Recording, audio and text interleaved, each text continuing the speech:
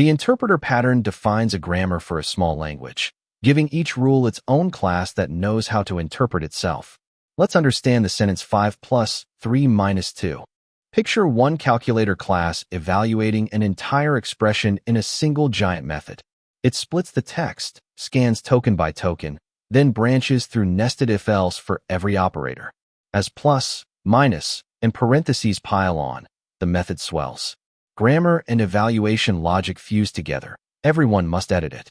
Here's the key idea. Every grammar rule becomes its own class. A bare number is a terminal rule. Addition and subtraction are composite rules, built from smaller expressions. Watch 5 plus 3 to 2 reshape into a tidy tree. Each node a self-contained piece of grammar with one job. Here's the solution. We define an expression interface with an interpret method. NumberExpression holds a single literal value.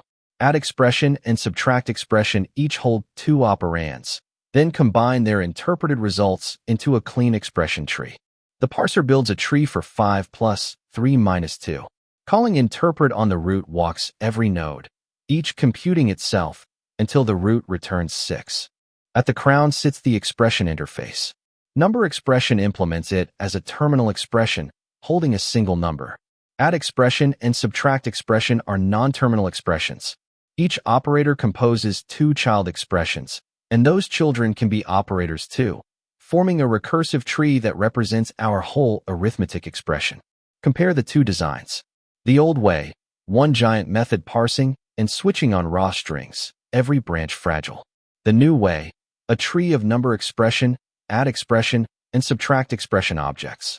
Just call interpret on the root, and the answer is 6. Need multiplication? Add a new multiply expression class that drops in cleanly, without touching any existing class.